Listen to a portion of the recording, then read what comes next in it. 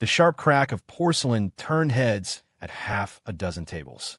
On Caleb Hayes's crisp white shirt, a dark brown stain of coffee was rapidly spreading, steaming in the cool air of the cafe. "Oh, I am so sorry," Ava Sinclair said, setting down her empty cup. Her red-painted lips curved into a smile that held zero apology. "My hand slipped." Caleb could feel the liquid's searing heat, at least 170 degrees, seeping through the fabric. A muscle twitched at the corner of his eye, but he simply picked up a napkin with practiced composure and began dabbing at his shirt. "It's fine. I was in your way," he said, his voice as steady as a trained news anchor's. "The temperature's perfect. Not too hot." Ava narrowed her eyes. 3 years. For 3 years. No matter how she tested him, the man's expression remained a mask of flawless patience. Today was her college graduation day. It was time to end this boring game. "Do you know why I asked you to meet me today?" Her long fingers tapped a staccato rhythm on the tabletop, her new acrylic nails glittering in the sun. Caleb reached down and retrieved a paper bag bearing the logo of a luxury brand, sliding it across the table to her. "The new limited edition Hermes. You mentioned wanting it last month." Ava let out a cold laugh, not even glancing at the handbag countless girls dreamed of.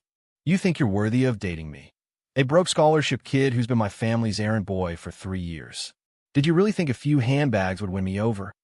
More eyes were on them now, whispers starting to ripple through the cafe. Caleb's name was infamous in the business school. The Sinclair heiress's personal simp, the guy who came running at her beck and call. Suddenly, Caleb smiled.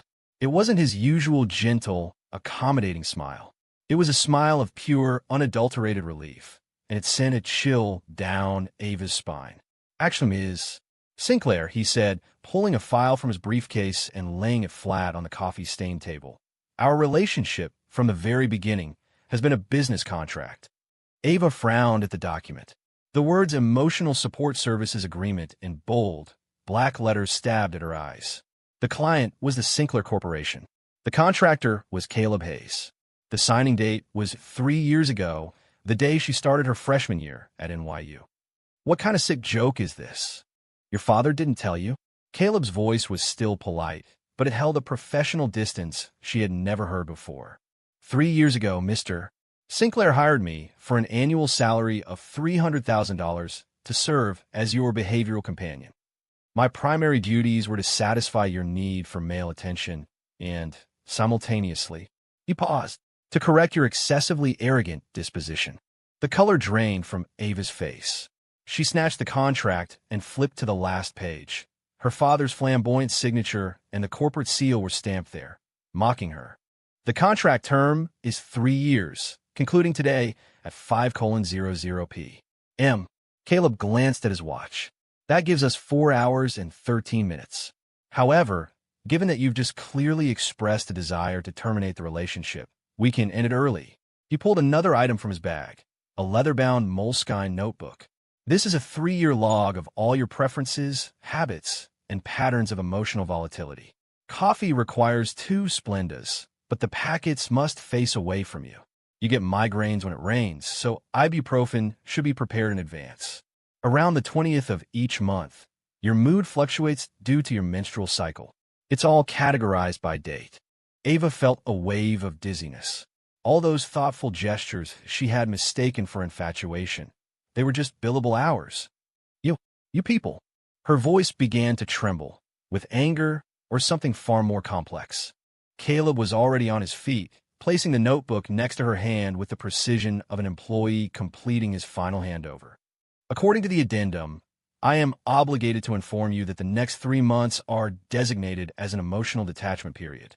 I recommend you gradually acclimate to a life without dedicated personal assistance." He gave a slight, formal bow, a gesture of respect that was utterly unapproachable. "It has been an honor to serve you for 1,095 days, Ms. Sinclair. Starting tonight, you will no longer receive my good night text." He turned and walked away, his back straight as a pine tree, without a single shred of hesitation. Ava sat frozen, a sudden, stunning realization dawning on her. For the first time in 3 years, Caleb had left before she did. The contract in Ava's hand was a crumpled mess by the time she reached her father's study. She didn't even bother knocking, just shoved the heavy oak door open. Warren Sinclair looked up from a stack of files. The gaze behind his gold-rimmed glasses flickered for a second at the paper in his daughter's hand before settling back into its usual calm. "Explain this," Avis said, slapping the contract onto her father's mahogany desk. The words were squeezed through gritted teeth. Her father slowly removed his glasses and began polishing the lenses with a silk cloth. She knew the gesture well. It was what he always did before delivering an important, unassailable verdict. "I thought Caleb would wait until the end of the contract to inform you." Warren sighed. "It seems he decided to show his hand early." "So it's true." Ava's voice shot up an octave. "You paid someone to be my simp, a behavioral companion." Her father corrected. "It's a highly specialized profession, quite popular in Japan. I interviewed 12 candidates through a headhunting firm. Caleb was the most qualified in every respect." The room began to spin. Ava gripped the edge of the desk, her nails digging into the solid wood. "Why? Do you remember your high school prom?" Her father's voice turned cold. "You made the boy who drove you home cry in the middle of the driveway, all because he brought you roses that weren't the exact shade of pink you wanted." Ava opened her mouth, but no sound came out. Of course she remembered. The way the nerdy kid's face flushed red as he fled had been a source of amusement for a week. "After that, I did some research." Her father pulled another file from a drawer. "Your last 6 boyfriends all exhibited varying degrees of anxiety after breaking up with you. The worst was the Thompson kid. He spent 6 months in therapy. That's because they were too fragile. Not good enough for you," her father interrupted. "Ava, the problem wasn't them. It was you. You treat your admirers like disposable cutlery." Ava felt her cheeks burn. She wanted to argue, but she remembered just last week, in front of the whole class, she'd thrown the bubble tea Caleb had stood in line for 2 hours to buy into a trash can. Caleb is a Ph.D. candidate in psychology.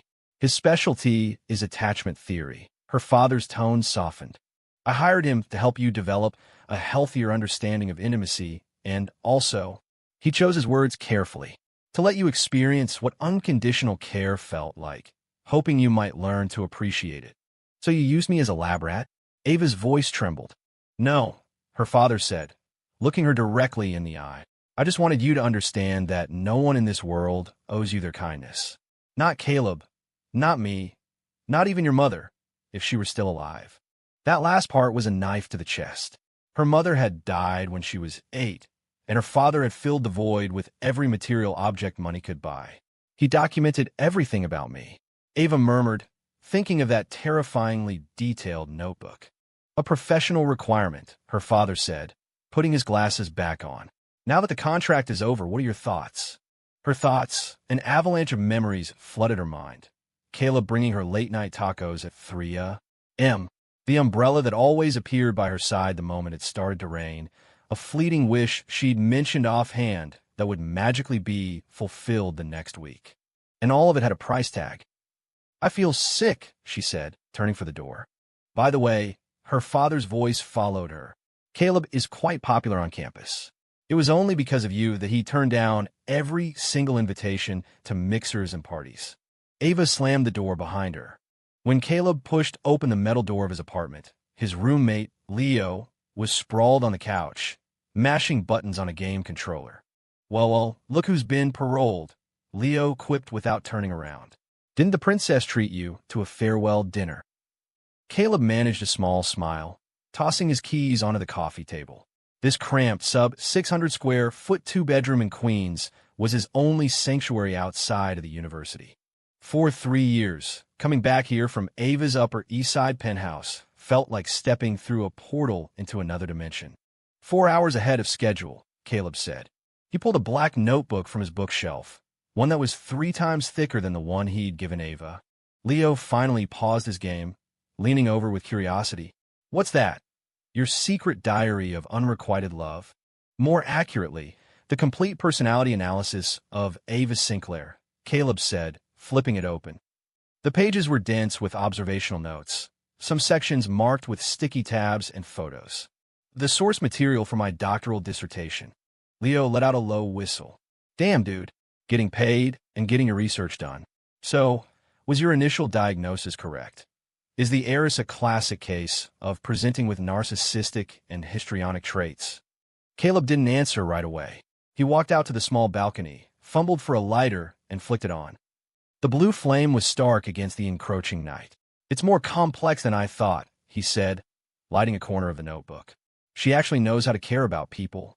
It's just—" The flame eagerly consumed the paper, illuminating the sharp angles of his profile. For once, Leo, leaning against the doorframe, didn't make a joke. Just what? "She's so terrified of rejection that she rejects the whole world first," Caleb said, letting the burning book drop into a metal bucket. "It's a classic defense mechanism." Leo raised an eyebrow. "Sounds like someone's getting a little sentimental." Caleb watched as the final page turned to ash. A candid photo of Ava, asleep in the library, had been taped to it.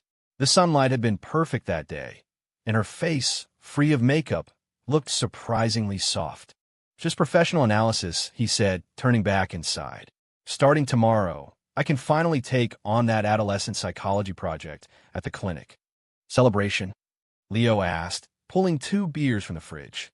"My treat." Caleb took the can, its cold surface a stark contrast to the memory of the scalding coffee.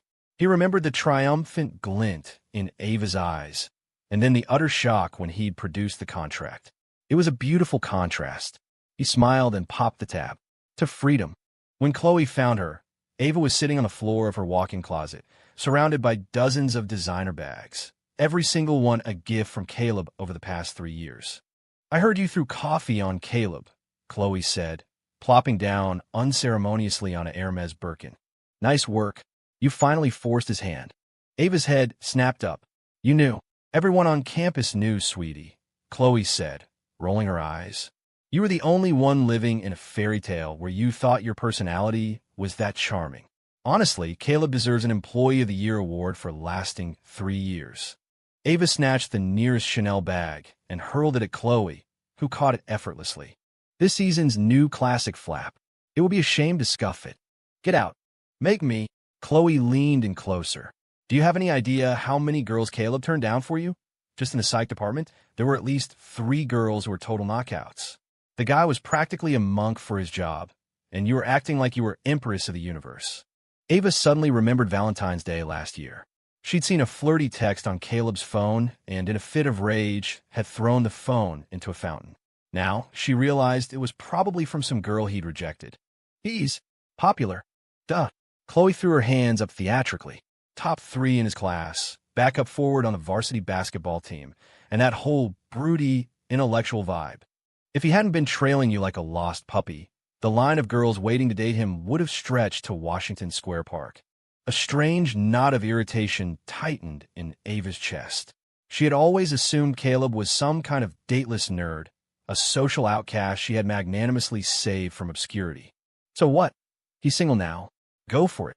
"I don't want your sloppy seconds," Chloe said, standing up. She gave Ava a long, meaningful look. "But I'll bet you anything that in less than a month, you're going to regret this. In your dreams." After Chloe left, Ava mechanically began hanging the purses back in their designated spots. Tied to each handle was a small, handwritten card from Caleb, noting the date and occasion of the gift. She had never bothered to read them closely. On the oldest one, an LV wallet, the card read, "Congratulations on winning the debate tournament, Ava. While I personally found the opposition's argument more compelling, your performance was undeniably brilliant." 11. 2. 2018-inch. Ava frowned. She had no memory of Caleb ever disagreeing with her. In her memory, he only ever nodded and smiled and said, "You're right." A weird feeling crept up her spine. She was suddenly struck by the terrifying realization that she had probably never known the real Caleb Hayes at all. At 3:17 a.m., Ava woke up from a nightmare. She was running down an endless hallway, and at every turn, she saw Caleb's back. But every time she called his name, a stranger wearing Caleb's face would turn around. She fumbled for her phone, the screen's harsh light making her squint. The notification bar was empty. No unread messages, and certainly not the unfailing good night. "See you tomorrow." Ava opened her message thread with Caleb. Their last conversation was from yesterday morning, her imperious command for him to meet her at the coffee shop at 2 p.m. and his simple two-letter reply, "Okay." On a strange impulse, she started scrolling up. Thousands of messages cascaded down the screen, an endless waterfall of her one-sided demands and complaints, always met with Caleb's brief, respectful replies. On April 12th, she'd sent 17 voice notes complaining about a group project, the last one at 1:14 a.m. 2 minutes later, Caleb had replied, "I've contacted your group members. The issue is resolved. Get some rest." Her thumb hovered over the keyboard. She suddenly couldn't remember how she used to solve these minor crises in the world before Caleb. Outside, the early summer breeze rustled the silk curtains. She stared at the ceiling, noticing for the first time a small sticky note on the air conditioning vent. In neat handwriting, it said, "Filter cleaned, 5/15." So even that was him. Ava swung her legs out of bed and walked barefoot to the closet. In the bottom drawer, she found the notebook Caleb had left for her. She opened it to the first page. A neat table listed her basic information. In the aversions column, it read, "Hates being compared, especially to her mother. Dislikes mint flavor. Hates having plans disrupted." She flipped to a random page in the middle, dated on her birthday last year. Unlike the objective tone of the other entries, the handwriting on this page was slightly rushed, exceeded today's budget, birthday gift plus surprise party, but it was worth it. Ava smiled when she blew out the candles. A real smile. Note, her eyelashes fluttered when she made her wish. It was beautiful. Ava's heart skipped a beat. She slammed the notebook shut as if it were a venomous snake. Back in bed, she stared at her phone for a full 10 minutes before finally typing a message. How often do the AC filters need to be changed? She hesitated before sending it. Her thumb hovered over the send button as she was struck by a new, jarring realization. This was the first time in 3 years she'd had to think before sending Caleb a message. In the end, she deleted the text and tossed the phone aside. Outside, the eastern sky was already beginning to pale. Ava pulled a pillow over her head, but sleep was now a million miles away. Chapter 3. The game of chance encounters beneath the ginkgo tree in front of the psychology building. Ava adjusted her sunglasses for the third time. The June sun was like molten gold, casting dappled shadows on her pale summer dress. She glanced at her watch, 10:15 a.m. According to the class schedule she'd hacked from the university's system, Caleb's lecture would be over in 5 minutes. "I must be insane," she muttered, her fingers unconsciously stroking the file folder in her hands. She had skipped her equestrian lesson, spent 2 hours on her makeup, all to accidentally run into a man who used to be her personal doormat. Students began to spill out of the building. Ava quickly reapplied a layer of cushioned foundation to her already flawless skin, then began walking forward, feigning a sense of urgency. At the precisely calculated moment, she happened to cross paths with Caleb as he exited the main doors. Oh! When they were only a few feet apart, Ava deliberately tripped, and the folder flew from her grasp, papers scattering across the steps. Caleb's reaction was faster than she'd anticipated. He lunged forward, dropping to one knee, his long fingers already gathering most of the documents. A familiar sense of triumph swelled in her chest. See, 3 years of conditioning couldn't be erased that easily. "Your files," Caleb said, standing up and handing the neat stack back to her. His face wore a polite smile she'd never seen before. "Watch the steps. No extra greeting. No concerned questions." He didn't even spare her a second glance. Caleb finished speaking and moved to walk past her as if she were just another clumsy student. Ava instinctively grabbed his wrist. "Is that all you have to say to me?" Caleb's gaze dropped to her hand, and only then did Ava realize how inappropriate the gesture was. She snatched her hand back as if she'd been burned. "You usually have French class on Wednesdays at this time," Caleb stated calmly. "Skipping class is a bad habit." Ava's eyes widened. He still remembered her schedule. Did that mean? "Professional reflex," Caleb said, as if reading her mind, tapping his temple. "Part of the memory training. Have a nice day." With that, he gave a curt nod and strode toward the library, his back as straight and unbending as a stalk of bamboo. Ava was left standing there, feeling an unprecedented sense of absurdity. Her meticulously planned encounter must have looked like a childish game to him. "Asshole," she seethed, unsure if her anger was directed at Caleb or at the version of herself who had dressed up so carefully for this humiliating failure. The glass door of the University Journal's office reflected Ava's hesitant figure. She had paced the hallway 3 times, stopping at the door each time only to turn away again. "If you want to read it, just come in. What are you doing lurking out here?" The door swung open, and the editor-in-chief, a sharp-eyed girl named Maya, nearly collided with her, a stack of magazines in her arms. Ava stepped back, lifting her chin to mask her embarrassment. "Who's lurking? I'm here to pick up the latest issue." "A surprise. Since when is the great Ava Sinclair interested in our little publication?" Maya raised an eyebrow, but stepped aside to let her in. "New issues are on the left shelf. Help yourself." The office smelled of ink and stale coffee. Ava walked straight to the magazine rack. The cover of the latest issue featured the title, "The Ethics of Emotional Support, Professional Companionship and Its Moral Boundaries." The accompanying photo was a profile shot of Caleb on a lecture stage. Her fingers trembled, nearly tearing the cover.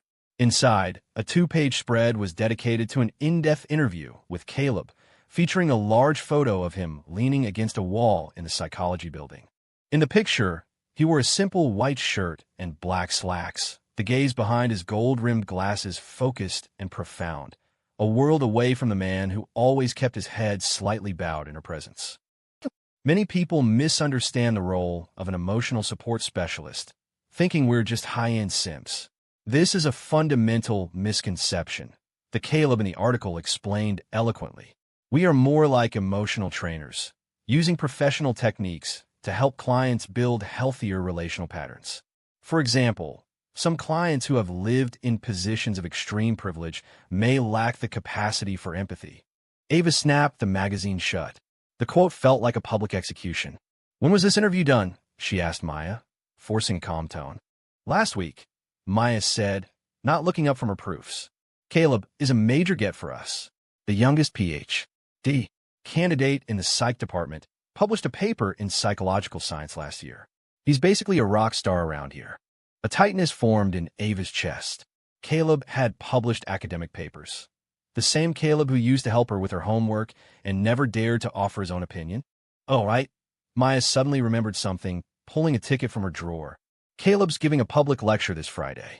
The topic is power dynamics in intimate relationships. You should go. It'll blow your mind." Ava took the ticket. The gilt letters spelled out, "Caleb Hayes, a lecture on covert control and counter-control in modern intimacy."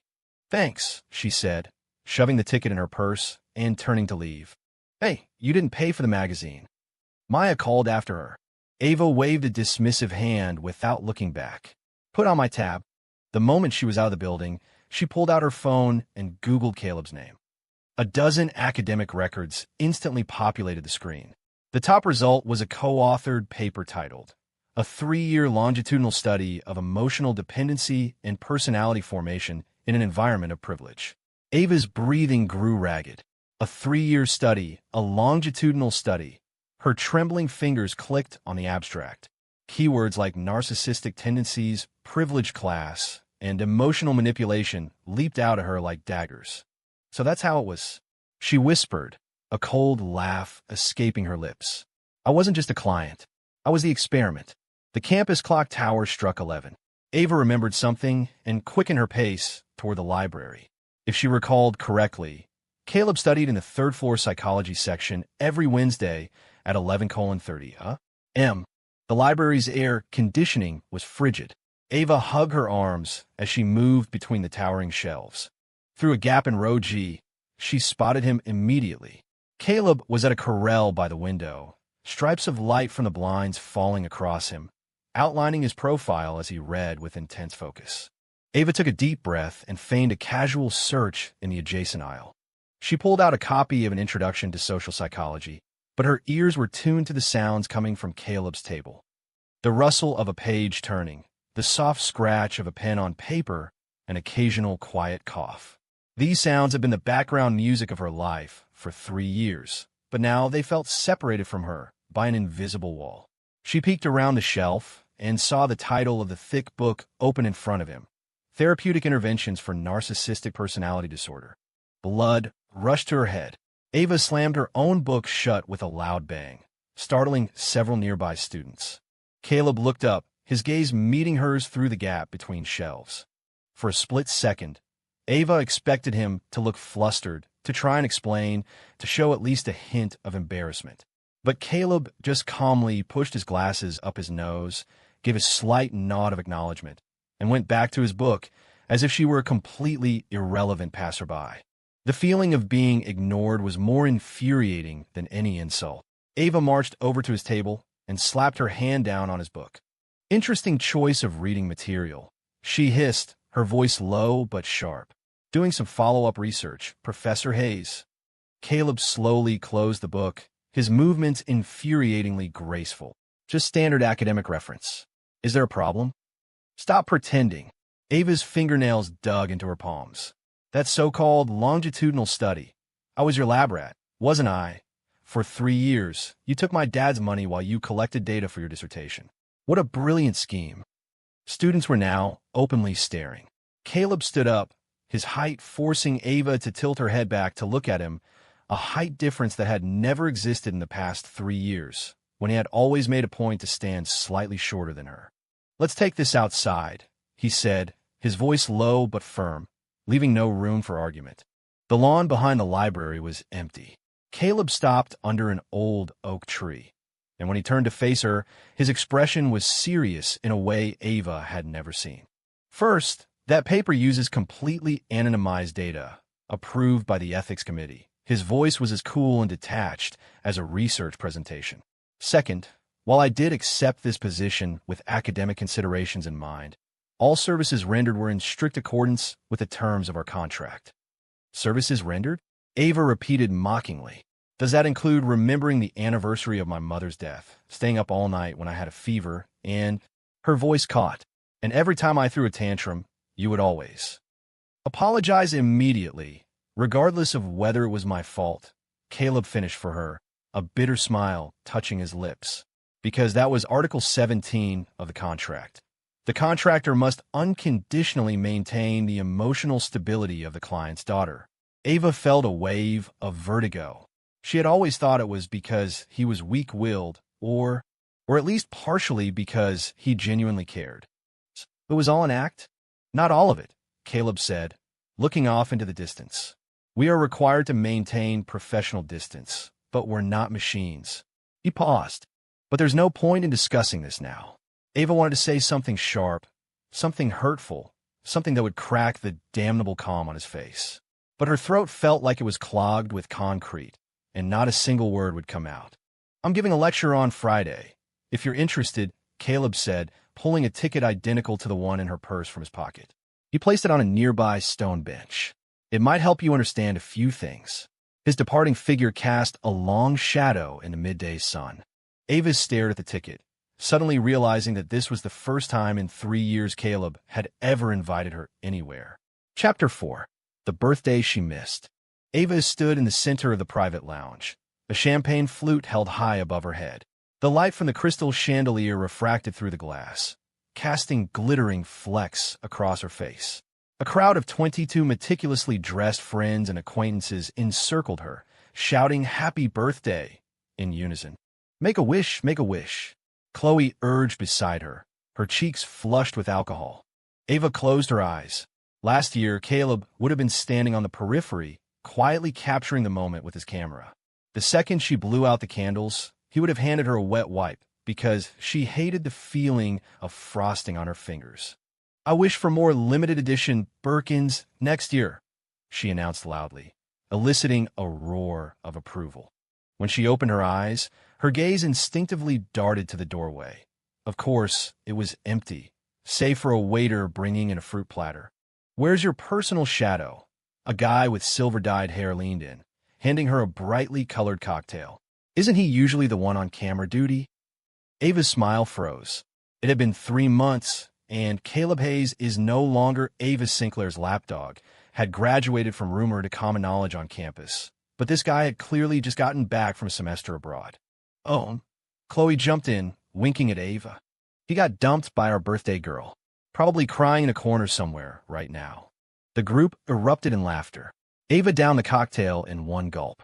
The liquid burned her throat, but did nothing to extinguish the nameless fire smoldering in her chest. The party raged until 1 in the morning. Ava lost track of how many drinks she'd had, remembering only the endless parade of people toasting her with insincere compliments. When the last guest finally stumbled out, she collapsed onto a velvet sofa, staring at the spinning disco ball on the ceiling. Suddenly, she had an overwhelming urge to hear Caleb's voice. In her contacts, Caleb was still at the top of her recents. She hit the call button, pressing the phone to her ear and listening to the long, empty rings. "Hello, you have reached the peer support hotline. We are currently closed." The automated female voice made Ava freeze. She pulled the phone away to check the number. It was Caleb's, but his voicemail had changed. For the past 3 years, no matter how late, his phone had always been answered within 3 rings. She refused to give up and dialed again. "Hello, you have reached." "Caleb," she screamed into the microphone. "I know you're listening. It's my birthday, and you. How dare you?" The line went dead. He had hung up on her. Ava stared at the screen, unable to believe Caleb had actually hung up on her. She called again, but this time it went straight to voicemail. "The subscriber you have dialed is currently unavailable." She hurled the phone against the wall. The latest model iPhone shattered with a dull thud. Tears welled up without warning, blurring her vision. This wasn't the 23rd birthday she had planned. No handwritten card delivered by Caleb at the stroke of midnight. No hangover remedy prepared for her. Not even the silent figure who always drove her home after the party. "Bastard," she sobbed, though she wasn't sure if she was cursing Caleb or the pathetic version of herself who was just now realizing how much she missed him. Caleb put down his phone and looked at his lab partner, Sophie Chun, who was staring at him with wide, astonished eyes. "Sorry," he said softly. "Did I interrupt the experiment?" Sophie shook her head, her big eyes full of curiosity. "Was that Ava Sinclair?" Caleb didn't answer, simply switched his phone to airplane mode and slipped it back into his pocket. Moonlight filtered through the blinds, casting stripes of shadow across his face. "Let's continue. Where were we?" he said, turning back to the computer screen, which displayed the flowchart for the emotion recognition algorithm Sophie had designed. "Caleb, are you sure you shouldn't go?" Sophie asked tentatively. "It's her birthday, after all." "Our contract was terminated 3 months ago." Caleb's voice was as placid as if he were discussing the weather. "Besides," he pointed at the screen, "if we can finish this algorithm before next month's symposium, it will be a huge boost for your Stanford application." Sophie bit her lip, saying no more. The lab fell silent again, filled only with the rhythmic tap-tap-tapping of keyboards. 2 hours later, Caleb walked Sophie back to her dorm. The campus streetlights stretched their shadows long across the path. At the entrance to the women's residence hall, Sophie suddenly turned. "Caleb, I heard Ava's been asking around about you lately." He raised an eyebrow. "Such as, like your presentation at the neuroscience forum last week, and..." Sophie's face suddenly flushed. "And whether or not we're dating." Caleb chuckled. Campus gossip never ceases to be creative. "So, we're not, right?" Sophie asked, looking down at her canvas sneakers. "You're an excellent research partner, Sophie," Caleb said gently. "Good night." On the way back to his own dorm, Caleb's phone vibrated incessantly. It was a stream of messages from Leo, complete with photos from Ava's birthday party. The last one read, "Dude, you sure you're not going to go pick her up? She looks totally wasted." Caleb zoomed in on one of the pictures. Ava, in a silver sequin mini dress, was dancing on a coffee table, her skirt flying, a wild, exaggerated smile on her face. He knew that smile all too well. It never reached her eyes. He deleted all the photos and replied, "Not my problem." A familiar figure standing under the dim light of his dorm building made Caleb stop in his tracks. Warren Sinclair was leaning against a black Mercedes, his tailored suit looking out of place in the collegiate environment. "Mr. Sinclair." Caleb frowned slightly. "Is something wrong?" Warren straightened up. "It's Ava's birthday." "I know. She's drunk. At the Blue Diamond Lounge." Warren held out a set of car keys. "Go get her." Caleb didn't take them. "With all due respect, Mr. Sinclair, our contract is over. And besides," he paused, "are you sure this is what's best for Ava?" The night wind blew between them. Warren's expression was unreadable in the faint light. You're right, he said finally, retracting the keys. I wasn't thinking clearly. Caleb nodded and turned to leave, but Warren spoke again. By the way, that contract. The version Ava saw was simplified. Caleb turned back, his eyes narrowing. What do you mean? The complete version is in my safe, Warren said, opening his car door, including the addendum that states, for a period of 3 years following contract termination, the client's daughter shall not pursue the contractor in any form, under penalty of a $1 million breach of contract fee. Caleb froze. He remembered the clause, of course. At the time, he dismissed it as one of Warren's overprotective measures and thought nothing of it. Does she know? She found out this afternoon. Warren settled into the driver's seat, his voice carrying a strange weight as he spoke through the open window. Her exact words were, $1 million? I can afford it. The Mercedes slid silently into the night. Caleb stood alone under the empty dormitory building, suddenly feeling something flutter in his chest, like a dormant butterfly trying to break free from its chrysalis. Room 208 in the business school was packed. Ava sat in the back corner, a baseball cap pulled down low over her eyes. This was Caleb's undergraduate elective, the psychology of consumer behavior, and she had slipped in unnoticed. On the lecture stage, Caleb was dressed in a simple white button-down and black slacks, the sleeves rolled up to his elbows, revealing well-defined forearms. He was explaining the scarcity principle, his voice calm and measured, his occasional witty remarks drawing laughter from the crowded room. Ava had never seen this version of Caleb, confident, poised, and radiating a quiet charisma. For 3 years, he had always stood before her with his head slightly bowed, his voice so soft it was as if he were afraid of startling her. Looking back now, she realized it had all been a masterful performance. Next, let's try a little experiment, Caleb said, picking up a stack of papers. My TA will hand these out. A girl with a high ponytail briskly walked up to take the papers. Ava narrowed her eyes. It was Sophie Chun, the girl rumored to be close to Caleb. She was dressed in a simple white t-shirt and jeans, a small dimple appearing on her left cheek when she smiled. Ava glanced down at her own meticulously assembled Chanel suit and felt a pang of absurdity. What was she even doing here? Trying to prove she was more attractive than an undergrad. This survey requires you to work in pairs. Caleb's voice cut through her thoughts. Please team up with the person sitting next to you. The room immediately filled with noise. Ava sat frozen. She hadn't anticipated an interactive segment.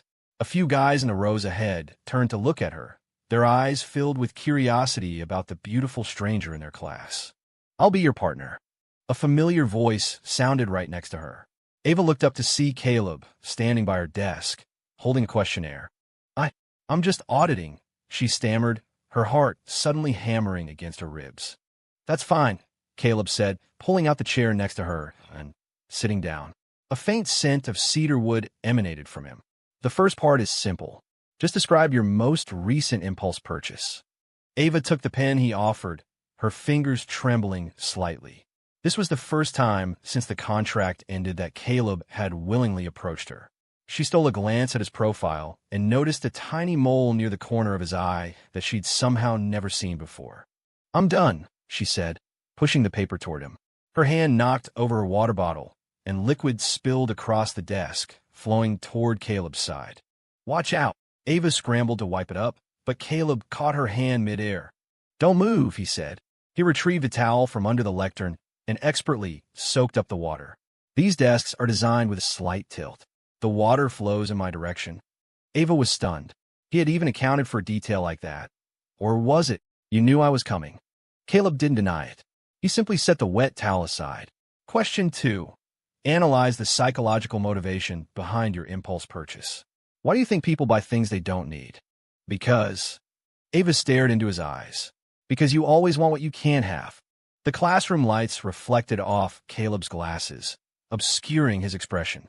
Silence stretched between them until Sophie's voice came from the front of the room.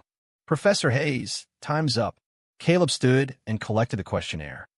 Thank you for participating, he said, his tone polite and detached, as if speaking to any other student. The bell rang, and students swarmed out of the classroom. Ava remained at her seat, watching as Caleb was surrounded by a small group of students asking questions. Sophie stood beside him, naturally taking the lecture notes from his hands. The easy chemistry in their shared glance was a sharp sting to Ava's eyes. "Forgot to tell you," a voice said from behind her.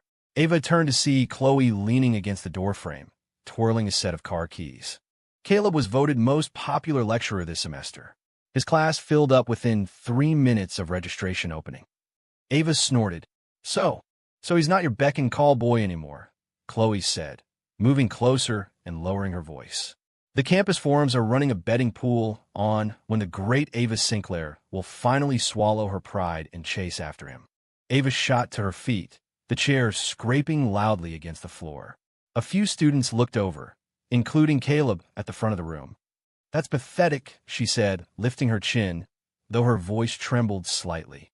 "I lost interest in him a long time ago." Outside, the June sunlight was so bright it hurt her eyes. Ava pulled out her sunglasses, but paused as the frames touched her cheeks. They were a birthday gift from Caleb last year, the arms specially adjusted to fit the shape of her face. Her phone vibrated in her purse. Ava pulled it out to see a picture message from an unknown number. It was a photo of Caleb and Sophie in the lab, the girl smiling as she fed him a piece of cake. The caption was a single sentence. "Got that $1 million ready." Ava gripped her phone so tightly her knuckles turned white. She was standing at a crossroads. Turn and walk away, preserving what little pride she had left, or step into a game she was almost certain to lose, becoming the laughingstock of the entire campus. In the distance, Caleb and his students emerged from the building, the sun creating a golden halo around him. Ava took a deep breath and made her choice. For the third time, Ava Sinclair revised the intake form, her finger hovering over the reason for consultation field. Sunlight streamed through the coffee shop's plate glass window, reflecting off her tablet screen and making her squint. "Emotional dependency issues. No, too obvious," she muttered, deleting the words she just typed. She bit her lip, thinking, academic stress, insomnia. Her phone vibrated. Chloe's name flashed on the screen. Ava declined the call. Ever since the campus forums had exploded with photos of her auditing Caleb's class, every call from her best friend had been laced with "I told you so" glee. The cafe door opened, and a familiar scent drifted in. Ava instinctively ducked her head, hiding her face behind a curtain of hair. She didn't need to look up to know who it was. Sophie Chun, Caleb's current rumored girlfriend, wearing her signature citrus perfume. "I'm so nervous." Sophie's voice came from a booth behind her. "It's my first time on TV." Caleb isn't even a little bit fazed. "He's been prepping for 2 weeks," another girl's voice replied. "He tried on 5 different ties. He's just pretending to be calm." Ava tightened her grip on her coffee cup. Caleb was going to be on television. The same Caleb who had always seemed to shrink in her presence. "I heard it's because of his paper on the ethics of emotional support." Sophie's voice dropped to a whisper. "Sure, here he comes." The bell over the door chimed again. Peeking over the rim of her cup, Ava saw Caleb walk in, dressed in a charcoal gray suit. The impeccable tailoring highlighted his broad shoulders and narrow waist. His hair was perfectly styled, and the gaze behind his gold-rimmed glasses was sharp and self-assured, a universe away from the man whose posture had always been slightly stooped. "Caleb, over here." Sophie waved. He headed toward their booth, a subtle breeze stirring in his wake as he passed Ava's table. The scent of cedar and sandalwood, the cologne she'd casually tossed at him for his birthday last year, brushed past her nose. "I read the script. The host will probably ask about the case study." Caleb's voice faded as he sat down, but Ava caught the fragmented words. "Environment of privilege. Emotional manipulation. 3-year longitudinal study." Her coffee cup clattered softly against its saucer. A 3-year study. Was he talking about her? On the tablet, the reason for consultation field was still blank. Ava took a deep breath and typed quickly. Difficulty forming intimate connections, accompanied by mild social anxiety.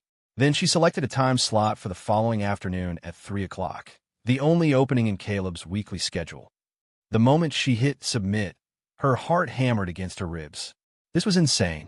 If he recognized her, her phone buzzed again. A text from her father. "Ava, is the $1 million ready?" Ava let out a cold laugh and typed back, "Get ready to collect, Dad." Please fill out this preliminary questionnaire, and then we can begin. Caleb's voice was unervingly clear in the enclosed space of the counseling office. Ava took the tablet, her fingers moving mechanically across the screen. She'd gone all out for her disguise today, a mousy brown wig, black-framed non-prescription glasses, and she was even pitching her voice a little lower.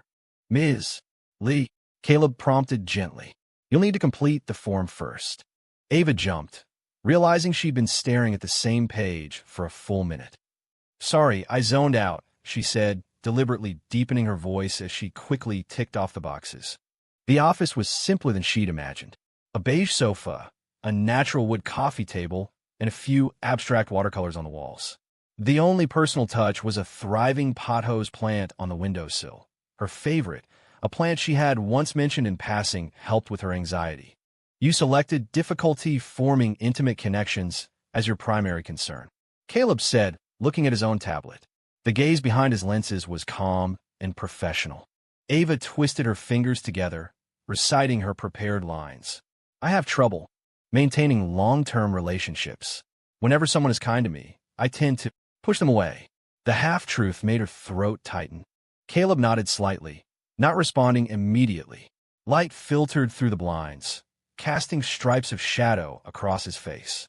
Ava noticed the tiny mole near his left eye again, a detail she'd somehow missed for 3 years. Can you give me a specific example? He asked. For instance, Ava stared at her knees. There is someone who is very good to me, incredibly attentive, but I always gave him a hard time. Now that he's gone, I find myself missing the feeling of being taken care of. No, Ava's head shot up, then she quickly lowered it again. I mean, not entirely. Caleb set down his tablet, lacing his fingers together in his lap. The posture reminded Ava of their very first meeting, when he'd sat just like that in her father's office, as silent and still as a portrait. Ms. Lee, do you know why some people hurt those who are kindest to them? Ava shook her head, the wig brushing uncomfortably against her neck. Because being loved requires more courage than loving. Caleb's voice was very soft. To accept love is to expose your vulnerabilities. To cause pain is a form of defense. A tightness formed in Ava's chest. His words were like precision-guided missiles, striking deep inside her carefully constructed fortress. They were terrifyingly accurate. So you're saying, I'm afraid of being seen. I'm merely offering a possibility, Caleb smiled. Therapy isn't about providing answers. It's about discovering the questions together. The session lasted 50 minutes. By the time Ava left, her wig was damp with sweat, but a strange sense of relief was blooming in her chest. Caleb walked her to the door and handed her a business card. Feel free to book another session if you feel it would be helpful. My schedule is usually full, but he paused. For special cases, I can be flexible. Ava took the card. For the briefest moment, as their fingers touched, she could have sworn she saw a flicker of something knowing in his eyes. But it was gone as quickly as it came, replaced by his professional smile, and she dismissed it as a figment of her imagination. On the TV, Caleb was analyzing a case of emotional dependency, sitting poised and confident on a blue sofa in a brightly lit studio. Curled up on her own couch, Ava hugged her knees and watched him. Professor Hayes, you mentioned that the emotional support industry has some ethically ambiguous areas, the host was saying. Could you elaborate? Caleb leaned forward, and a platinum cufflink glinted under the studio lights. It was the one Ava had given him for Christmas last year, a gift so casual she hadn't even noticed it was engraved with his initials. For example, what happens when a service provider develops genuine feelings? Caleb's voice was low and clear through the TV speakers. A contract can regulate behavior, but it's much harder to regulate the heart. Ava's own heart skipped a beat. Have you ever found yourself in that situation? The host pressed, sensing a story. Caleb smiled, a smooth, unruffled smile Ava had never seen before. Professional secret. The studio audience laughed. The camera cut to a shot of them, and Ava's eyes immediately found Sophie Chun in the front row, clapping with a look of pure adoration on her face. Ava grabbed the remote to turn it off, but the program cut to a pre-recorded segment of man-on-the-street interviews. Caleb Hayes, of course I know him, a female student said excitedly into the microphone. He's brilliant. His last lecture practically made me cry. He's the youngest Ph.D. candidate in our department. A boy with glasses added. He has 3 publications in top-tier journals. I heard Harvard is trying to recruit him. Ava sat stunned. This was Caleb. The Caleb who would drive all over Manhattan to buy her late-night tacos. The Caleb who just smiled when she publicly humiliated him by pouring coffee all over him.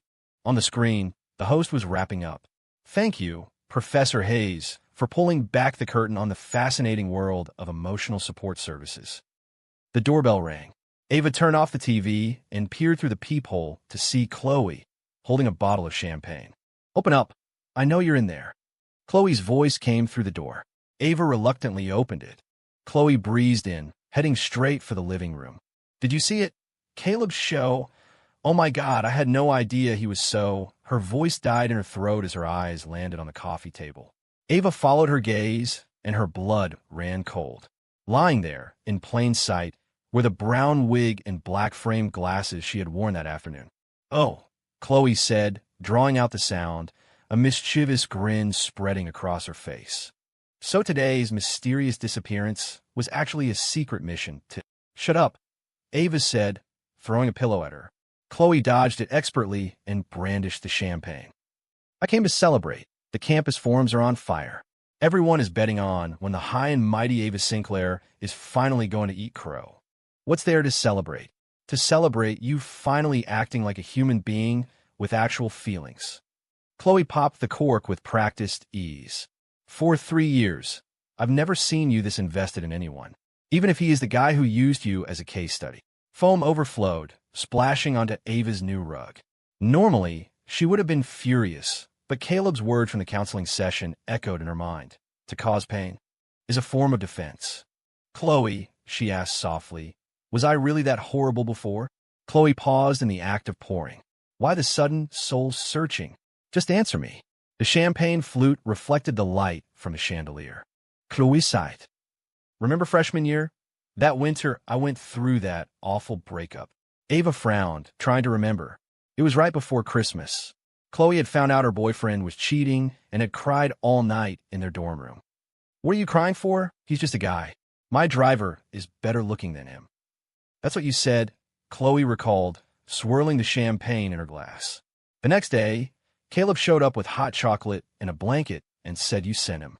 I knew it was a lie, but you know what? I was still grateful. Ava's chest tightened. She had no memory of that incident, and she certainly hadn't sent Caleb with anything. The point is, Chloe leaned closer. Caleb was the only person who saw you were covered in thorns and still tried to get close. And now that he's quit the game, you're finally realizing it's over. Her phone buzzed. It was a picture from an unknown number. Caleb and Sophie in the lab, the girl laughing as she fed him a piece of cake. Ava stared at the photo, a strange, sharp pain spreading from her chest to her fingertips. Who sent that? Chloe asked, peering over her shoulder. Wow, a little provocation. Ava turned off the screen. It doesn't matter. What mattered was that she had another counseling session booked for 3 o'clock tomorrow. And this time, she was determined to ask the question that had been circling in her mind for weeks. The door to Caleb's apartment was slightly ajar. Ava stood in the hallway, clutching the fake case, file she planned to claim she'd forgotten in the office, listening to the clear voices from inside. Why are you keeping all this junk? It was Leo, his voice incredulous. Movie ticket stubs? Candy wrappers? This rubber band is so old it's turning yellow. Don't touch that. Caleb's voice was deeper than usual. It's organized. Organized. Leo scoffed. Dude, you haven't actually fallen for the princess, have you? It's been 3 years. Are you seriously hoarding every piece of trash she ever threw at you? Ava held her breath. Peeking through the crack in the door, she saw Caleb kneeling on the living room floor, surrounded by neatly arranged storage boxes. Leo stood over him, dangling a crumpled piece of paper. Give it back, Caleb said, reaching for it. Leo dodged him playfully and read aloud. Caleb, I'm thirsty. Go get me a boba. Iced, 30% sugar, with the rest is covered in a coffee stain. He shook his head. What the hell is this? A contract for indentured servitude. Ava recognized the note. It was from her sophomore year, a day she'd been too lazy to walk to the boba shop herself. You don't get it, Caleb said, snatching the note back and carefully smoothing out the creases. This is all data. Data? Leo threw his hands up. Give me a break. I'm in behavioral science, and even my hoarding isn't this pathological. Just admit it. You're into her. Caleb silently placed the note back into a box labeled 2019. 6-8. Ava counted at least a dozen such boxes, all arranged chronologically. So what if I am? Caleb said suddenly, his voice so quiet Ava could barely hear it. We're from different worlds. But now she's chasing you. Leo slapped his thigh. She's willing to pay $1 million penalty. The forums are blowing up with pictures of her spying on you. She's just competitive, Caleb said, closing the box. Once she realizes the real me is nothing special, without the contract, without the professional polish, just a what? Caleb shook his head, not finishing the sentence, and walked toward the kitchen. Ava's heart was pounding. The file in her hand was now a wrinkled mess. She should have left, but on some insane impulse, she pushed the door open. Excuse me, she said, raising her voice to sound like she'd just arrived. Leo jumped as if he'd seen a ghost. Caleb peeked out from the kitchen, his eyes widening behind his glasses for a split second. Ms. Lee. His expression quickly shifted back to professional calm, but not before Ava had seen the flash of panic. My file, she said, holding up the folder. I think I left it in your office. Caleb dried his hands and walked over. The office is locked for the day. I can get it for you tomorrow. That's okay. It's not urgent, Ava interrupted, her gaze sweeping over the boxes that were being hastily pushed under the coffee table. Sorry to bother you. As she turned to leave, she was sure she heard Leo mutter under his breath. Holy crap, the resemblance is uncanny. The motion sensor lights in the hallway lit up one by one as she walked away. Stepping into the elevator, Ava finally allowed herself a small, triumphant smile. So, the trash she had discarded had been preserved like scientific specimens. And beneath his cool, professional mask, he was just as uncertain as she was. The elevator doors slid shut. Her phone buzzed with a notification from a campus forum. The headline read, Confirmed. Ava Sinclair goes undercover in psych department. New evidence in her pursuit of Caleb Hayes. The post was accompanied by a photo of her in the brown wig, walking into the counseling center. Ava turned off her phone and started humming. Let the whole world laugh. She had finally figured out how to play the game. Chapter 6. The storm and the glimmer. The forecast had called for rain, but not for a deluge of biblical proportions. Ava stood under the eaves of the psychology building, the wind driving sheets of rain against her bare legs, chilling her to the bone. She glanced at her watch, 9:47 p.m. The light in Caleb's lab was still on.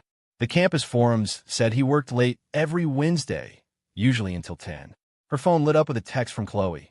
Are you insane? Waiting for him in this weather? Ava didn't reply, just hugged her purse tighter. Inside were printouts of all of Caleb's recent publications. It had taken her 3 full days to slog through them, only to discover that the acknowledgement section of each paper contained the line, with thanks to a S for providing research inspiration. S. Ava Sinclair. Rainwater began to creep up the steps, soaking her heels. The Jimmy Choos were new, a pale blue satin, like Cinderella's glass slippers. But there was no magic to protect them now. The water stains were already irreversible. At 10:03 p.m., the side door of the building finally opened. Caleb emerged under a large black umbrella. The sleeves of his white shirt rolled to his elbows, revealing strong forearms. He froze for a second when he saw her, his feet stopping on the top step. What are you doing here? His voice was nearly lost in the roar of the downpour. Ava lifted her chin, though rain was already trickling down her neck and into her collar. Just passing by. Caleb's gaze swept over her drenched dress and trembling fingers, his jaw tightening. For a split second, Ava thought he would shrug off his jacket and drape it over her shoulders, the way he had 100 times before.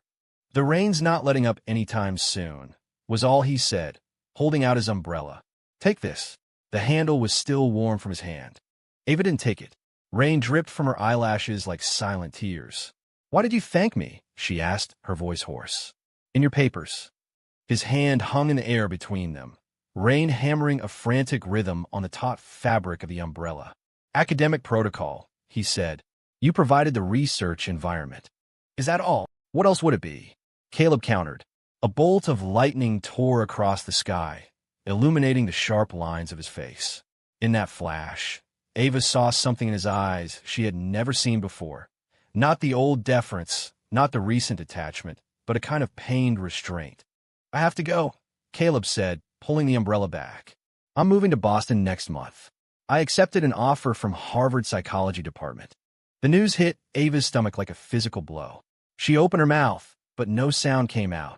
Rainwater seeped into the corner of her lips, tasting as salty as the ocean. Congratulations, she finally managed, forcing a smile, the kind of perfect, flawless smile she'd perfected at countless parties. You're finally rid of me. Caleb just looked at her, his eyes as deep and dark as the storm. Then he turned and walked into the rain, the umbrella closing behind him like a curtain falling on a stage.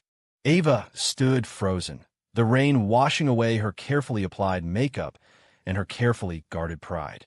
It wasn't until his silhouette had completely vanished into the deluge that she allowed herself to sink to the ground, wrapping her arms around her trembling knees. So this is what heartbreak felt like. The door to Caleb's office was thrown open, and Leo burst in, dripping wet. What the hell is wrong with you? He demanded, slamming a stack of photos onto the desk. Look at this. She waited in the rain for 2 hours. The photos showed Ava huddled on the steps of the psychology building, her white dress plastered to her body, looking like a broken bird. Caleb's fingertips creased the edge of a photo, but his voice was steady. She brought it on herself. Brought it on herself? Leo gestured wildly. I don't get you, man. It's obvious you're crazy about her. You've saved every scrap of paper she's ever touched for 3 years. Now that she's finally making a move, you're acting like some kind of saint. Caleb pulled open a drawer and slid a file across the desk. Leo glanced at it, his brow furrowing. A non-disclosure agreement? I signed it, Caleb said, taking off his glasses to rub the bridge of his nose. In addition to emotional support, I was contracted to provide a psychological assessment of her fitness to take over the family business. Leo let out a low whistle. So all those notes you took were partially a professional requirement, Caleb said, gazing out the window at the now lessening rain. I can't be sure if my feelings for her are genuine or just a side effect of 3 years of method acting. And what about her? Leo jabbed a finger at the photo. She didn't sign any damn agreement. Caleb silently opened his laptop and pulled up a security video. On the screen, Ava was in his office, looking through his files. Then she took a neatly bound report from her purse and tucked it into his desk drawer. From last week, Caleb said. She thinks I don't know. Leo leaned closer. What is it? A comprehensive report on the financial irregularities of the Thorne Corporation for the last 3 years. Caleb's voice held a note of something almost like tenderness. I've been researching corporate psychopathy lately. So, she was helping you. Using her father's corporate intelligence network, Caleb said, closing the video. It only makes things more complicated. Leo slumped onto the sofa, shaking his head. I get it now. You two are a matched set of masochists. One would rather get pneumonia than say she's sorry, and the other is dying on the inside, but has to pretend he's made of stone. Caleb didn't argue. He picked up the photo of Ava's back and carefully wiped a stray drop of water from its surface. Is the Harvard offer for real? Leo asked suddenly. Yes. When do you leave? 5th of next month. Leo stared at the ceiling. You think if she knew you were leaving for good, she'd? It doesn't matter anymore, Caleb said, locking the photo in a drawer. My contract with the Sinclairs is over. Outside, the last drop of rain fell from the eaves, vanishing silently into the night. A long line snaked out from the volunteers' sign-up table for the psychology department. Ava stood in the middle of it, enduring the curious stares of her fellow students. Ever since the photos of her waiting for Caleb in the rain went viral, she'd become the #1 topic of campus gossip. Next, the girl at the desk said without looking up, Name, major, and why do you want to join the peer support group? Ava paused. Ava's Sinclair. Business. Because. I want to understand people. The girl's head snapped up, her eyes wide behind her glasses. The chatter around them died instantly, replaced by a wave of hushed whispers. Quiet down. A familiar voice came from behind the table. Caleb walked up, carrying a stack of files. He was wearing a white lab coat over his shirt, a few pins clipped to the pocket, looking like he'd just come from the lab. Professor Hayes, the girl stammered. This student, I see her, Caleb said, his gaze lingering on Ava's face for less than a second. The support group has selection criteria. Anyone who meets them is welcome to apply. Ava bit the inside of her cheek. This was the first time they'd spoken since the night of the storm, and he was treating her like a complete stranger. Fill this out, he said, handing her a form, his fingertips not betraying the slightest tremor. The questions were standard, until the last one. Please describe an experience where you helped someone else. Ava's pen hovered over the paper. She racked her brain, but couldn't think of a single time she had selflessly helped anyone. Finally, she wrote, I once gathered research materials for someone, even though he didn't know I was the one who provided them. By the time she handed in the form, Caleb was gone. The girl at the desk took it, giving her a long, appraising look. Training is Saturday morning. Don't be late. Walking out of the psychology building, Ava noticed the sky was a brilliant, freshly washed blue. She took a deep breath and pulled out her phone to cancel her manicure appointment. She had training on Saturday. She needed to prepare. Her calendar app showed that there were 23 days until Caleb's flight to Boston. The volunteer training was 10 times harder than Ava had expected. At 9 a.m. on Saturday, 20 students were crammed into a small classroom in the psychology building, listening to Sophie Chan explain basic counseling techniques. Empathy is not sympathy, Sophie said, standing in front of the projector, her ponytail swinging with her gestures. It's about putting yourself in the other person's shoes and understanding their feelings from their perspective. Ava sat in the back row, trying to ignore the probing glances from all sides. She had stayed up all night reading Nonviolent Communication, a book Caleb had recommended, and her eyelids felt heavy as lead. Now we'll practice in pairs. Sophie clapped her hands. One person will play the role of the caller, the other will be the listener. Ava was paired with a girl with a round, friendly face who began timidly. I don't know what to say. Imagine you have a problem. Ava recited mechanically from the book. Any problem at all? Okay. The girl twisted her fingers. My boyfriend has been acting really weird lately. Stop. Sophie suddenly appeared at their table. Ava, when you're listening, you should lean forward to show you're engaged. Like this. She demonstrated the posture, then lowered her voice. Professor Hayes said you can leave early if you're not feeling well. Ava's back went ramrod straight. He's here. In the observation room, Sophie said, pointing to a camera in the corner of the ceiling. He's supervising this entire program. A jolt went through her. Ava adjusted her posture and gave the round-faced girl her most engaging smile. Please continue. I'm very interested. After the role-playing came the final test, taking a live call on the campus support hotline. Ava was scheduled last. One by one, the others went in and came out, some looking grave, some with red-rimmed eyes. You're up, Sophie said, opening the door to the small counseling room. 15 minutes. A supervisor will be listening in from the next room. The room was Spartan, containing only a desk and 2 chairs. A timer on the desk was counting down from 15:00. The phone rang. Ava took a deep breath and picked up the receiver. Hello, this is Piers Sup. I'm dropping out. A male voice interrupted, raw and scratchy. I can't take it anymore. Everyone is smarter than me. I study until 3 in the morning every night, and I'm still. Ava's fingers clenched the receiver. Her mind went blank. All the theories from Caleb's books turned into a jumble of useless words. You've been working really hard, she said lamely. What's the point of working hard? The voice on the other end yelled. My dad said if I fail another class, he's cutting me off. I'm screwed. The timer showed 12:34. Ava's palms were sweating. What would Caleb do? She suddenly remembered his expression in the counseling office. Calm and accepting, like the deep ocean. Failing a class is scary, she said slowly. But it's not as scary as the feeling of disappointing yourself, is it? There was a pause on the other end. How did you know? A guess, Ava said, relaxing slightly. I disappoint myself a lot, too. The timer hit 8:15. The rest of the conversation flowed surprisingly easily. The caller even laughed when she suggested he talk to his professor. When she hung up, the timer read 00:03. Her back was soaked with sweat. The door opened. It was Sophie. The supervisor wants to see you. In the adjacent room, Caleb was sitting in front of a bank of monitors, the lines of his shoulders visibly less tense under his lab coat. An evaluation form lay on the desk in front of him. In the final column, he had written, "Natural empathy, excellent. You did well," he said, his voice holding a warmth she'd never heard before. Sunlight from the blinds created a golden line on the floor between them.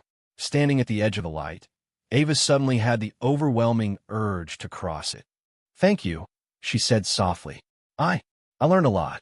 Caleb looked up at her, his eyes unreadable behind his glasses. "Why did you volunteer for this?" "Because." Ava summoned her courage. "I wanted to know how you see me, not as a client or a research subject. Just me." The air in the room seemed to still. Caleb's pen left a dot of ink on the evaluation form, which slowly bled into the paper. "It's getting late," he said finally, standing up. "We have another training session next week." Ava didn't move. "Boston, what time is your flight?" "The 5th of next month," Caleb said, his hands pausing as he gathered his papers. 10 a.m. "I'll be there to see you off." "You don't have to." "I'll be there," Ava insisted, her voice firmer than she expected. "It's my decision. It has nothing to do with any contract." Caleb finally looked at her, and for a moment, a complex emotion flashed in his eyes. But before he could reply, Sophie burst through the door. "Professor Hayes, we have a problem. The Beeline is having an emergency." Caleb strode out of the room without a backward glance, the hem of his lab coat stirring the air. Ava stood alone, watching the ink blot on the form slowly dry, forming a tiny, dark planet. Chapter 7. The hostile takeover. The sharp click of Ava's heels echoed on the marble floors of the Sinclair Corporation headquarters. The building was eerily quiet, the receptionist's desk empty. As the elevator ascended to the top floor, her phone buzzed for the 17th time. Another missed call from Chloe. The text preview read, "Call me. It's an emergency." The door to the chairman's office was ajar. Through the crack, she heard her father's voice, weary in a way she had never heard before. "Salvage what we can." Pushing the door open, Ava saw her father slumped in his leather executive chair. His suit jacket was thrown carelessly on the floor, his tie loosened around his neck. His desk was buried under stacks of documents, the top one bearing the bright red stamp of a court-ordered asset freeze. "Dad!" Warren Sinclair looked up, his eyes shot with blood. "Ava, sit." Ava had never seen him like this, not even at her mother's funeral. He had always maintained his perfect, impenetrable CEO facade. She carefully navigated around the scattered files and sat in a visitor's chair, her fingertips touching the cold, polished wood of the desk. "The company is in some trouble," Warren said, rubbing his temples. "The Thorn Corporation filed a complaint with the SEC, accusing us of financial fraud. But our books are clean, right?" Ava's voice was tight. "They were," her father said with a bitter smile. "But someone hacked our financial system last week and cooked the books. Now, all the evidence points directly at us." Outside, the sun was still shining, glinting off the golden Sinclair Corp logo on the building opposite. Caleb's words echoed in her head. Personality formation in an environment of privilege. Now that the privilege was crumbling, she felt dizzy. "How bad is it?" "Very bad." Her father's voice seemed to come from far away. "Assets are frozen, stock has plummeted 60%, and our bank loans are due next week. If we can't find a solution, Sinclair Corp will be bankrupt within a month." Bankrupt. The word was a sledgehammer to Ava's chest. The gilded cage she'd lived in her whole life, the limited edition handbags, the custom-made shoes, the rare sports cars. All the glittering excesses built on the Sinclair empire were about to vanish. "What can I do?" she heard herself ask. A flicker of something passed through Warren's eyes. "Julian Thorne came to see me yesterday." Julian Thorne, the heir to the Thorne Corporation, a Wharton graduate, a rising star in the world of finance, and the architect of her family's downfall. "What does he want?" "You," her father said, looking her directly in the eye. "He proposed a merger. A marriage. If we agree, Thorne Corp will withdraw the complaint and inject the capital to save our company." The air conditioning in the office suddenly felt frigid. Ava clenched her fists, her new acrylic nails digging into her palms. "That's extortion." "It's business," Warren sighed. "Of course. The decision is yours. Her phone buzzed again. A news alert popped up on the screen. Julian Thorne, the new boy wonder of Wall Street. The accompanying photo showed Julian, handsome and impeccably dressed, standing in front of the NASDAQ ticker, a victorious smirk on his face. Ava looked out her father's floor-to-ceiling window. From the 38th floor, she could see the entire city spread out below, a world of ant-like people and cars she had never truly known. "I'll do it," she said.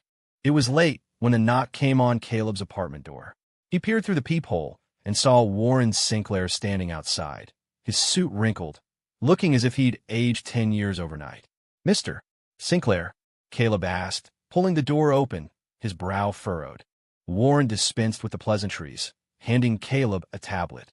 "I need your help." The screen was filled with complex financial charts and email chains. Caleb's eyes sharpened as he scrolled through them. "The forgery is professional, but the pattern is obvious," he said, pointing to several transactions.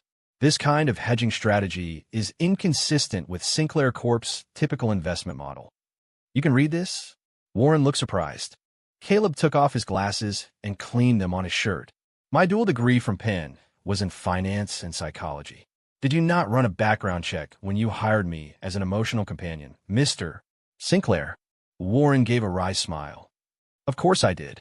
I chose you precisely because of your business acumen. Ava will take over the company one day. She needed a partner who could both manage her temperament and advise her on business," Caleb finished calmly. "A pity the contract ended early." "Circumstances have changed," Warren said, pulling up a photo on the tablet. It was of Ava and Julian Thorne, sitting across from each other in a restaurant. Julian was leaning in, pouring her a glass of red wine. Ava accepted Julian's proposal. Caleb's thumb left a print on the screen. Under the harsh light of his apartment, his expression was a carefully constructed mask, betrayed only by a twitch in his jaw. "Congratulations," he said, "but what does this have to do with me?" "Julian is not a good man." Warren's voice was suddenly exhausted. "He orchestrated this entire scheme. He doesn't just want Ava. He wants Sinclair's core technology." Caleb set the tablet on his coffee table, the movement light but deliberate. "With all due respect, Mr. Sinclair, that's not my problem. My contract with your family is over." $5 million, Warren said. "Find me a shred of evidence that Thorne faked the data, and I'll pay you $5 million. I don't need the money." "What about Ava?" Warren stared into Caleb's eyes. "Can you really stand by and watch her walk into a trap?" Caleb turned and walked to the window. The city was a galaxy of lights. In the distance, the Sinclair Tower was still lit, but it looked fragile, on the verge of collapse. He thought of Ava's silhouette, huddled in the rain. He remembered what she'd said in her first counseling session. "I tend to push them away. I'll need the communication logs and system access records for all key personnel," he said finally, "especially the IT department." Warren let out a long breath and pulled a flash drive from his briefcase. "I already have it." Caleb took the drive. The metal was cold against his skin. "Why come to me? You must have a more professional team. Because you're the only one who understands Ava." Warren's voice softened. "And you're the only one she might actually listen to." After Warren left, Caleb stood on his balcony and lit a cigarette. He rarely smoked, but tonight he needed the numbness. His phone screen lit up with an automatic notification from a gossip blog. "It's official. Sinclair heiress and Thorne scion to host engagement party this weekend." Through the haze of smoke, Caleb remembered the day the contract ended. The look on Ava's face as she poured coffee on him. So proud, so entitled. He wondered if she could still hold on to that pride now. The ballroom at the Peninsula was ablaze with light. Ava stood before a full-length mirror in the dressing room, the white couture gown hugging her slim waist. The diamond necklace on her throat was worth a fortune, but it felt as heavy as a yoke. "Smile, beautiful. The press is waiting," Chloe said, leaning against the doorframe and swirling a glass of champagne. Ava tried to curve her lips, but the girl in the mirror offered only a hollow smile. It had been only 72 hours since she'd agreed to the engagement, but felt like a century. Julian's efficiency was terrifying. The press conference, the engagement party, even the honeymoon itinerary had been meticulously planned. "Your dad looks awful," Chloe said, offering her a glass. "I've never seen him like this." Ava didn't take it. Did he not come home again last night? Pulled an all-nighter at the office. I heard he hired some kind of financial genius to help him sort through the books. Chloe's voice trailed off, as if she'd said too much. Ava spun around. Who? I don't know, just a rumor, Chloe said, avoiding her gaze. Come on, it's time to make your entrance. The ballroom doors swung open, and hundreds of pairs of eyes turned to her. Julian stood at the end of the aisle, his black tuxedo accentuating his athletic build, a charming smile playing on his handsome face. But Ava saw only the calculation in his eyes, like a snake watching its prey. The music swelled, as she took her father's arm, walking toward Julian. The flashes of cameras on either side of the red carpet were like a silent gunfight. My beautiful bride, Julian said, taking her hand. His lips brushed her knuckles, but his touch was as cold as ice. I've been waiting for this day. Ava forced herself to smile. Julian's fingers tightened on her wrist, hard enough to leave a bruise. It was a warning, a reminder of who was in control. The engagement ceremony was short and lavish. As Julian slipped the 5-carat diamond ring onto her finger, the room erupted in applause. Ava's gaze swept across the guests and suddenly landed on a familiar figure in the corner. Caleb, dressed in a waiter's uniform, quietly clearing plates. What was he doing here? Julian followed her gaze and chuckled.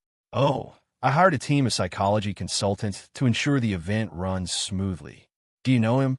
Not well, Ava said, quickly looking away. He used to work for my family. People like that are only fit to be servers, Julian whispered in her ear, his hot breath making her skin crawl. Remember your place, Ms. Sinclair. Halfway through the reception, Ava escaped to the powder room, using the excuse of touching up her makeup. In the shadows of the hallway, a figure blocked her path. Caleb, she hissed. What are you doing? He held out a small plate with several delicate canapes on it. You haven't eaten all night. The simple gesture made Ava's eyes sting. For 3 years, Caleb had always been like this, anticipating her needs before she was even aware of them. Now, when everyone else cared only about her name, her family, and her value as a pawn, he was the only one who remembered she might be hungry. Thank you, she said, taking a pastry she couldn't taste. Did my father send you? Caleb didn't answer directly. Julian isn't the right choice for you. I don't have a choice, Ava said with a bitter laugh. If Sinclair Corp goes under, thousands of employees will lose their jobs, my father will. Never mind. You wouldn't understand. I do understand, Caleb's voice was soft, but you don't have to sacrifice yourself. Ava looked up at him. In the dim hallway light, his eyes were as deep as wells, swirling with emotions she couldn't read. In that moment, she wanted nothing more than to drop everything, throw herself into his arms, and cry. But reality was a steel cage. She straightened her spine. This is my decision.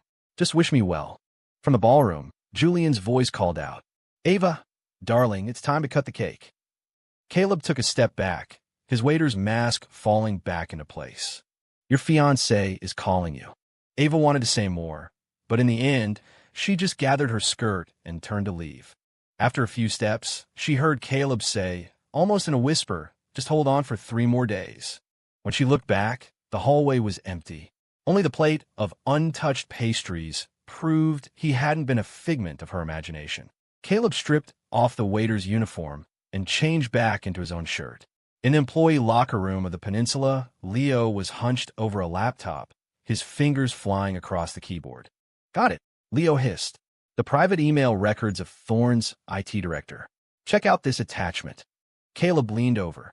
On the screen was an encrypted file titled Sinclair Playbook. A detailed guide on how to forge their financial reports, Caleb said, a cold smile touching his lips as he scanned the contents. Julian is arrogant. He actually sent this from a personal account. Is it enough to use as evidence? Not quite. Caleb shook his head. We need a direct transaction record. Keep digging into all of his social media accounts. Leo whistled. You're terrifying when you're in this mode. All for $5 million. Caleb didn't answer. His phone vibrated. A text from Warren Sinclair. Julian just accessed the complete archives of Sinclair's core technology. We're running out of time. Outside, the night had deepened. Caleb looked toward the hotel, a beacon of light and laughter. Ava would be cutting the cake right now, with Julian's hand on her waist, staking his claim in front of the world. 3 days. That's all he needed to find the evidence to turn the tables. But could Ava hold on for 3 days? Hey, Leo interrupted his thoughts. If you actually managed to save Sinclair Corp., are you going to tell her you did it? Caleb closed the laptop. No, why not? Because she deserves better, Caleb said, grabbing his jacket. A future where she doesn't have to sacrifice herself for anyone. Leo shook his head. So self-righteous. Did you even bother to ask her what she wants? Caleb didn't reply. The security camera in the hallway whirred silently, capturing his solitary, determined figure as he walked away. Chapter 8. The Lifelong Contract. The press hall on the ground floor of the Sinclair Tower was standing room only. Ava stood in the wings, watching her father command the stage under a barrage of camera flashes. A month ago, this place had been shrouded in the gloom of bankruptcy. Now, it was the backdrop for a victory speech. The SEC has officially dropped all charges against the Sinclair Corporation. Warren's voice was firm and powerful. The illegal activities of the Thorn Corporation will be met with the full force of the law. Ava's gaze drifted to a corner of the room. Caleb was leaning against the wall, dressed in a simple white shirt and black slacks, looking like any other junior associate. If it weren't for the stock market data flickering across the tablet in his hands, no one would guess this young man had orchestrated the entire turnaround. Lost in thought, Chloe materialized at her side, handing her a glass of champagne. Ava took the flute, her fingertips tapping against the cool glass. Did my dad invite him? Who? Oh, your former behavioral companion. Chloe grinned. Nope, I did. A victory party wouldn't be complete without the guest of honor, right? Ava sipped the champagne. The bubbles fizzed on her tongue, leaving a strangely bittersweet taste. They hadn't seen each other since that night. She'd kissed his cheek in the car. He had declined every invitation to celebrate. And if Chloe hadn't pulled some strings, he wouldn't have been here today. After the press conference, the guests moved to the rooftop ballroom. Ava deliberately slowed her pace, waiting for Caleb to catch up. Long time no see, she said, feigning a casual air. About Harvard. I deferred, Caleb said. His eyes swept over her deep blue cocktail dress. You look good. The simple compliment made Ava's ears burn. Caleb had praised her countless times over the past 3 years, but that had all been part of the job. This simple, unprompted, you look good, made her heart race more than any flowery prose ever had. I need to talk to you, she said, summoning her courage. After the party, can we speak alone? Caleb pushed his glasses up his nose, his expression unreadable. Of course. The party was even more raucous than she'd expected. The Sinclair Corp employees celebrated their narrow escape from ruin with wild abandon, popping bottle after bottle of champagne. Ava navigated the waves of congratulations, her eyes constantly searching for Caleb. He was standing by the food table, talking quietly with Leo, politely deflecting small talk from other guests, but remaining, as always, an outsider. By midnight, most of the guests had left. Ava seized her chance and led Caleb out to the terrace. The night sky was clear, dotted with stars, the city lights glittering below them. First of all, thank you, she said, turning to face him, for everything you did for my family. Caleb leaned against the railing, the night breeze tousling his hair. I told you, I was just paying a debt. No, it was more than that. Ava took a step closer. Thank you for putting up with me for 3 years. Thank you for helping me even after the contract was over. Thank you for... Ava, Caleb interrupted her gently. What are you trying to say? In the moonlight, his features were sharper than ever. Ava took a deep breath, memories of the past 3 years flashing through her mind. The way he'd taken a drink for her, the way he'd stayed up all night organizing her notes, the image of his back as he walked away into the rain. I like you. The 3 words tumbled out, surprisingly simple. Not as an employer liking an employee, or a research subject liking her analyst. I just... like you. The terrace fell deathly silent. Caleb's expression froze, as if he'd heard something utterly unbelievable. You know there's a clause in our contract, he finally said, forbidding me from pursuing you, under penalty of $1 million fine. Ava pulled a check from her clutch. Here, $1 million to buy my right to pursue you. Caleb didn't take it. He stood up straight, and then, to her astonishment, He laughed, a real, unreserved laugh she had never heard before. "Are you sure about this?" he asked. "I'm not the same Caleb who came whenever you called. I'll be busy with my own career, I have a temper, and I probably won't remember that you like 2 Splendas in your coffee. I remember you like your Americano black, no sugar," Ava cut in. "That you like the color blue, you hate cilantro, and you touch your earlobe when you're deep in thought." Caleb raised an eyebrow. "You've been observing me. You learn a thing or two after living with someone for 3 years," Ava said, tucking the check into his breast pocket. "So what's your answer?" Caleb's hand covered hers, warm and dry. "My answer is that I can't accept this check." Ava's heart sank. "Because that clause," Caleb said slowly, "became null and void the moment our contract was terminated." He leaned in closer, his breath ghosting over her lips. "So you can pursue me for free." Before Ava could respond, the terrace door slid open. Warren Sinclair stood there, a complex expression on his face as he looked at their joined hands. "Dad!" Ava instinctively tried to pull her hand away, but Caleb held it fast. "Mr. Sinclair," Caleb nodded, his posture relaxed and confident. "Roll inside. I knew this would happen." He pulled an envelope from his jacket and handed it to Caleb. "Here, I had it ready." Caleb opened it. Inside was a check for $1 million. "What is this?" Ava's eyes widened. "The penalty fee." Warren shook his head wearily. "The contract stipulated that if my daughter initiated a pursuit, I would have to pay you $1 million. Remember?" Caleb laughed. "That clause was meant to restrain Ava, not you." "Legally, I was the client," Warren said, patting Caleb's shoulder. "Take it. Consider a bonus.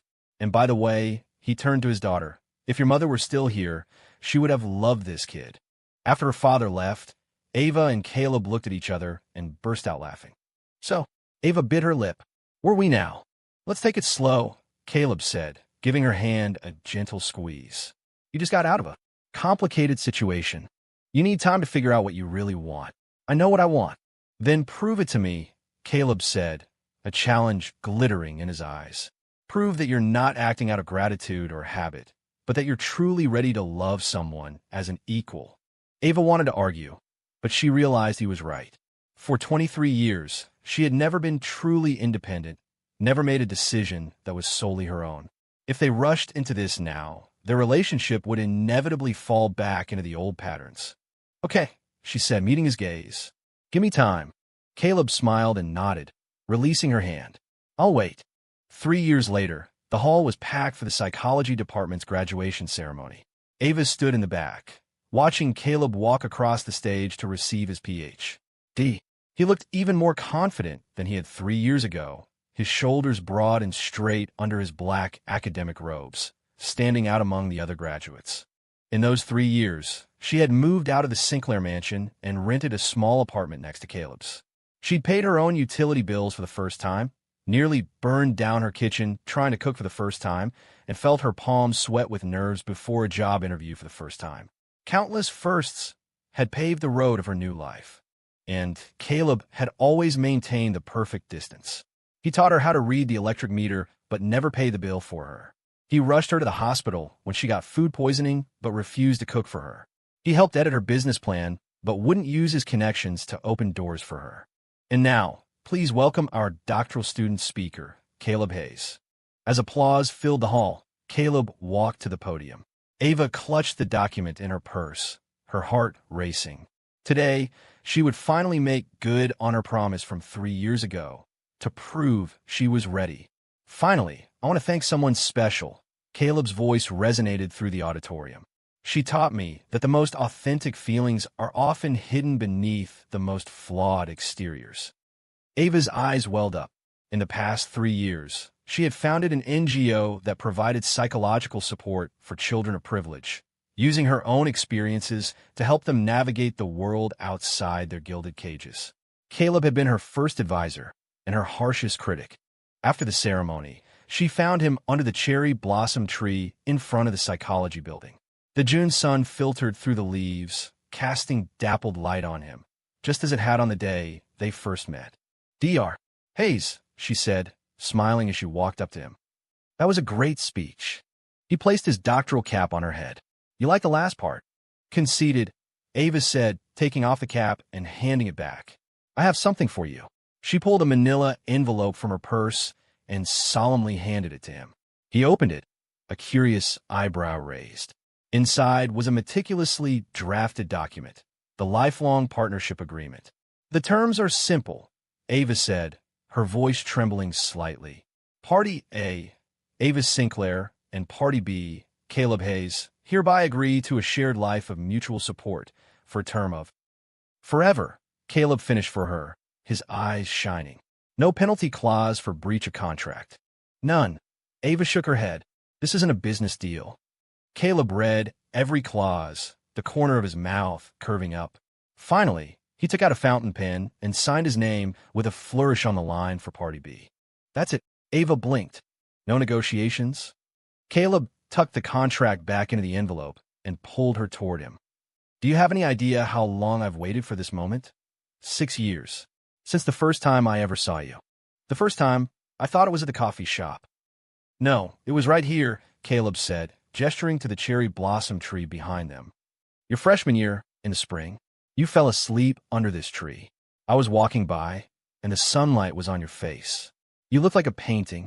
Ava remembered, the candid photo he'd used as his phone's wallpaper. So you've known since. Love at first sight, Caleb chuckled. You could say that. And then when your father called me, I couldn't believe my luck. Tears welled in Ava's eyes. 6 years had passed, turning a fake service into a real relationship, turning imbalance into equality. They had finally arrived. So, she said, wrapping her arms around his neck. Are you going to kiss me now, doctor? Caleb's answer was a deep, searing kiss, as gentle and firm as the man himself. Cherry blossoms drifted down around them as the cheers of other graduates echoed in the distance. Ava closed her eyes, thinking that this must be what happiness felt like. Not being a princess held aloft, but standing shoulder to shoulder with the person she loved. A short distance away, Warren Sinclair and Leo Martinez tactfully turned to leave. Did you win the bet? Leo asked with a grin. Warren pulled out a check. $1 million. I told you they'd be together within 6 years. I should have put money on it, Leo said, shaking his head. But seriously, did you really pick Caleb just because you thought he was a good match for Ava? Not entirely, Warren said, his gaze fixed on the embracing couple in the distance. It was also because the way he looked at my daughter was the exact same way I used to look at her mother. The sun bathed the campus in a warm glow. Under the cherry blossom tree, the lifelong partnership agreement lay on the grass, a quiet testament to two hearts that had finally found their true rhythm.